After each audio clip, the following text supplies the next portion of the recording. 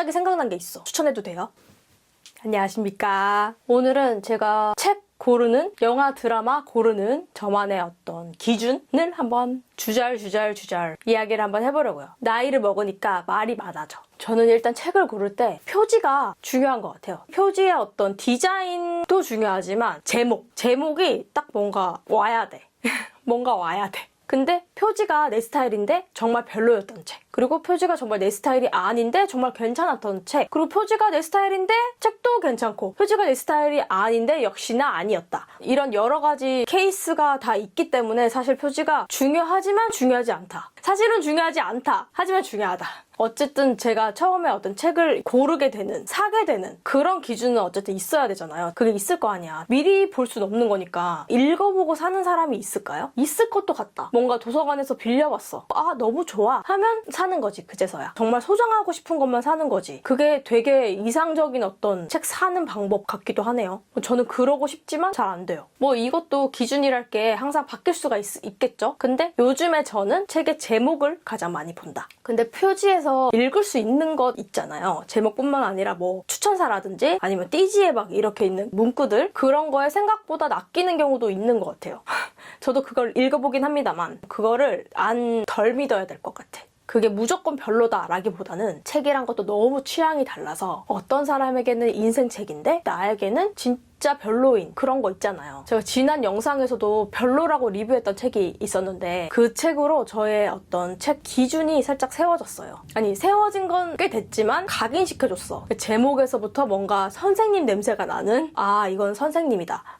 그런 것들을 일단 조금 거른다. 물론 거를 수 있을지는 모르겠어요. 왜냐하면 그렇다고 해서 다 나쁘지는 않을 테니까. 또 저는 여느 때와 같이 시도를 하겠죠. 또 후회하겠죠. 반복하겠죠. 인간이 원래 그런 거니까요. 반면에 표지가 정말 마음에 들었는데 내용도 마음에 들었던 책들이 당연히 있어요. 하나 소개를 해드리면은, 이 책은 제가 빌려봤던 책이라서 갖고 있진 않지만 꼭 소장을 하고 싶은, 책이 두껍지가 않았어요. 금방 볼 수 있을 거라고 생각했지만 책 자체가 좀 어려워서 금방 읽지는 못했다는. 저는 원래도 책 읽는 시간이 좀 오래 걸리고 한 문장을 되게 곱씹으면서 읽는 스타일인 것 같긴 해요. 이 책은 더했다. 제목도 마음에 들어. 개소리에 대하여. 제가 이 책을 읽고 블로그에 독후감 같은 걸 쓴 적이 있긴 합니다. 그걸 토대로 기억을 되짚어서 말씀을 드려보자면, 말 그대로 개소리에 대해서 적혀 있어요. 개소리가 뭔지, 거짓말과 비슷해 보이지만 어떻게 다른지, 그리고 개소리가 거짓말보다 얼마나 더 무서운 건지, 개소리가 얼마나 만연해 있는지 등등 예시를 들어서 설명을 하고 있어요. 잠깐 제가 블로그에 적어놨던 거 사진 찍어둔 몇 컷이 있거든요. 그런 걸 좀 읽어드리자면, 대변은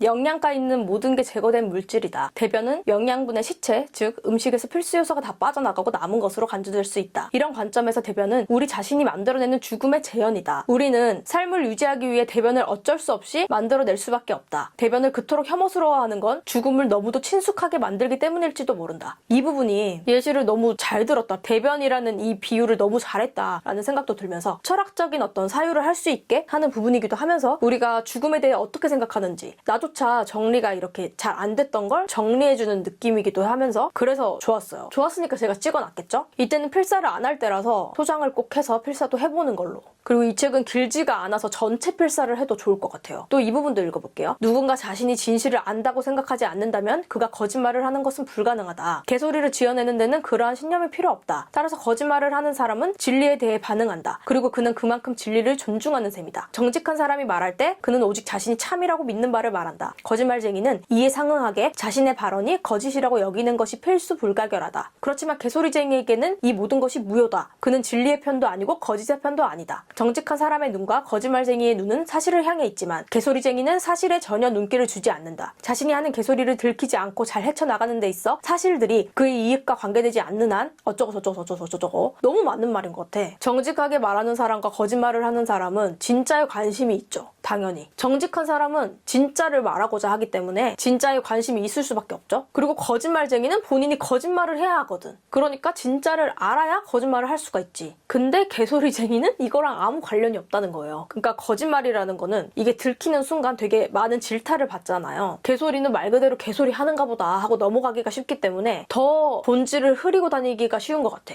그러니까 이게 더 무서운 거지. 알게 모르게 이렇게 영향을 끼치기는 하는데 정작 스스로는 진실에 관심이 없어. 이게 되게 소름 끼치는 일인 거죠. 어떻게 보면은 거짓말보다 더 만연해 있는 개소리를 우리는 너무 유하게 받아주고 있는 것은 아닐까 싶기도 하고 어렵다. 좀 어려워요. 생각을 많이 하게 되는 책이에요. 그래서 꼭 한 번 더 읽어보고 싶다. 소장해서. 제가 이전에 뭔가 이렇게 선생님 같은 책, 작가가 정의를 내리고 이렇게 가르쳐주는 듯한 이런 책이 싫다고 했잖아요. 근데 어찌 보면 지금 이 개소리에 관하여 라는 책도 약간 비슷할 수 있다는 생각이 지금 들었는데 어떻게 이렇게 극과 극의 감상이 나온 걸까요? 그러니까 뭔가 공감이 되고 안 되고의 차이인 건가? 모르겠네? 어렵네? 지금 갑자기 생각해보니까 책이라는 게 장르에 따라 다르겠지만 내가 책을 낸다고 했을 때 나의 생각이 안 적힐 수가 없잖아요. 그러면은 이 작가 나름대로의 정의라는 것을 내릴 수밖에 없네? 라는 생각이 또 드네요. 그리고 우리는 항상 무언가에 대해서 이렇게 정의를 내리면서 사니까 근데 그거를 책에다가 이제 적은 거지. 어찌 보면 당연하다는 생각이 드는데 확실해졌다. 동의하지 않아서야.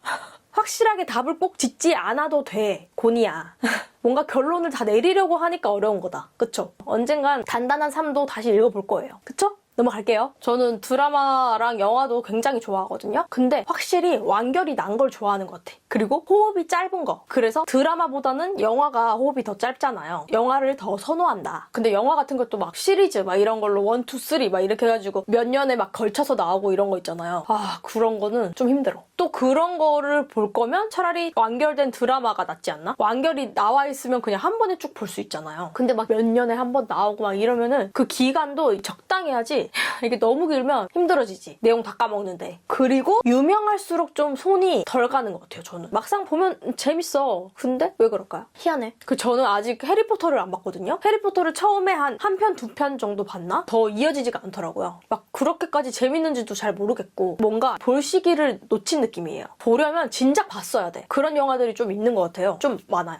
해리포터는 그나마 좀 덜하죠. 외국 거기도 하고 판타지가 있기 때문에. 근데 우리나라 거는 너무 오래됐다. 그러면 내용도 촌스러울 수가 있겠죠. 요즘 시대에 맞지 않는? 근데 어떤 배우들의 외모가 헤어랑 메이크업 같은 것들이 이제 시간이 지나면 당연히 촌스러워지잖아요. 그런 거에 조금 장벽을 느끼나 봐요, 제가.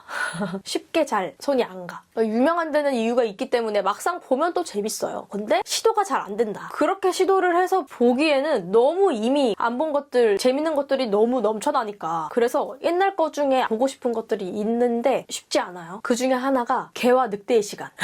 아직도 안 봤어. 이것도 진작 봤어야 된다는 생각이 들어요. 너무 시기를 놓쳐버린 것 같아요. 근데 또 예를 들어서 커피 프린스 1호점 같은 그런 드라마 있잖아요. 이거는 촌스럽지가 않다, 지금 봐도. 다 약간 넘어갈 수 있는 수준들이에요. 왜 그럴까 생각을 해봤는데 남자 배우들은 그렇게까지 메이크업이 막 확확 변화가 크지 않기 때문에 괜찮은데 여자 주인공이 화장을 전혀 안 하거나 굉장히 연해요. 그러니까 당연히 지금 봐도 촌스럽다는 느낌이 덜한 거지. 그렇지 않아요? 그래서 정말 촌스러울 거면 길이가 짧아야 돼. 그래서 영화를 보죠. 영화는 옛날 영화도 비교적 잘 보거든요. 짧잖아요. 길어봤자 2시간 전후. 영화도 하나 추천을 해드려볼까요? 갑자기 생각난 게 있어. 추천해도 돼요?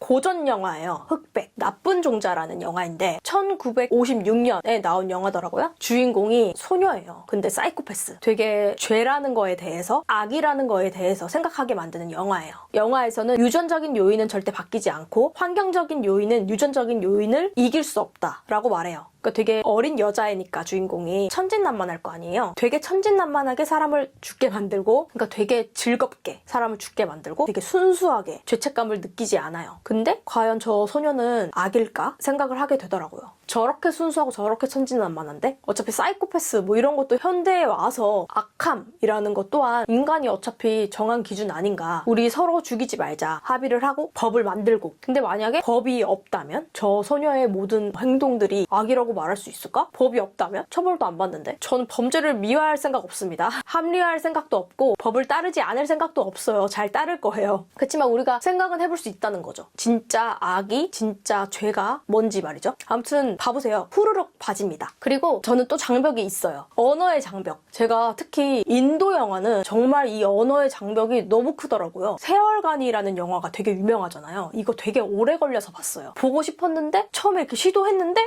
말이 너무 막 듣기가 너무 힘든 거야. 그래서 잠깐 멈추고 진짜 몇 년 지나서 다시 보고 재밌었어요. 되게 잘 봤고 이 새얼간이 말고 PK 별에서 온 얼간이라는 영화가 있어요. 이것도 영화 정말 좋거든요. 추천합니다. 근데 이것도 진짜 오래 걸려서 본 거죠. 인도 영화 중에서는 이거 2개밖에 제가 본 적이 없어요. 근데 좋은 영화가 엄청 많다고 하더라고요. 보고 싶은 그 리스트들이 딱 있어. 저는 적어놨어요. 근데 손이 안 가는 거지. 익숙하지 않으니까 언어가. 아 그리고 이거는 그냥 완전 취향. 저는 공포는 안 봐요. 겁쟁이거든요. 스릴러 정도는 보는데 찐 공포, 찐 귀신 이런 거는 특히 혼자서는 절대 안 봐요. 자 여기까지 저만의 어떤 책 취향, 영화 드라마 고르는 취향 주절주절 해봤는데요. 여러분은 어떠신지 궁금해요. 댓글로 알려주세요. 그리고 책이나 영화 드라마 추천해주시는 것도 좋아요. 너무 좋아. 추천해줄래요? 아직까지 내가 모르는 책과 영화 드라마들이 너무 많아요. 너무 많아. 그러면 다음 영상에서 또 만나요. 꼭 만나요.